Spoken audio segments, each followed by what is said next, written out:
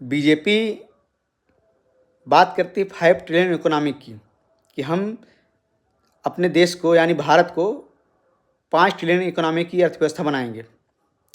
लेकिन सबसे बड़ी बात यह है कि लोगों को बेरोजगारी व लाचारी, महंगाई इन सबको दरकिनार करने के बाद आप 5 ट्रिलियन इकोनॉमी की अर्थव्यवस्था बनाएंगे।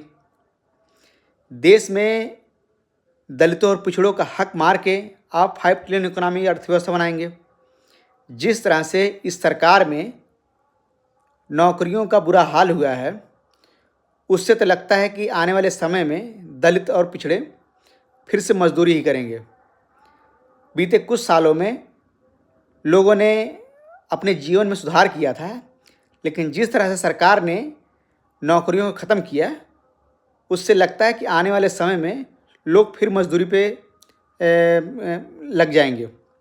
क्योंकि सरकार, हमारे लोग जो थे यानी दलित पिछड़े जो थे, वो मात्र नौकरियों से तरक्की किए, क्योंकि उनके पास इतना पैसा है नहीं कि वो बिजनेस कर सकें।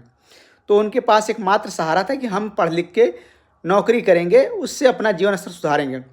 लेकिन जिस तरह से सरकार लोग नौकरियां खा रही है और कई कई साल से नौकरियां नहीं आ रही हैं, इससे साफ पता चल रहा है कि सरकार का पूरा टारगेट है कि हमें नौकरी ख़त्म करना है और दलितों और पिछड़ों को उनके हक से वंचित करना है।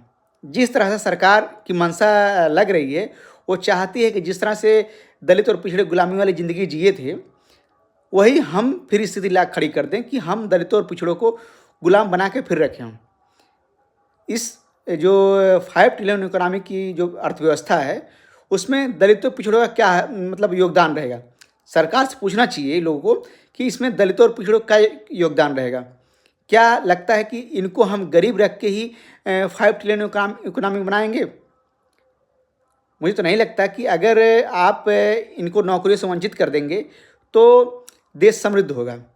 देश समृद्ध तब होगा जब सबको बराबर भागीदारी मिले। जो पिछड़े हैं वो पिछड़ रहे हैं और जो आगड़े हैं वो आगड़ रहे हैं, मतलब आगे जा रहे हैं। तो इससे थोड़ी अर्थव्यवस्था मजबूत होगी। अर्थव्यवस्था मजबूत भी हो गई तो इससे लोगों का जीवन स्तर नहीं सुधरने वाला है। लोगों का जीवन स्तर तब सुधरेगा जब उनको समुचित भागीदारी मिलेगी। तो सरकार इस सब चीज़ों को नज़रअंदाज करके बस ये जोर दे रहे कि हमें विश्व में मतलब भारत को विकसित बनाना है।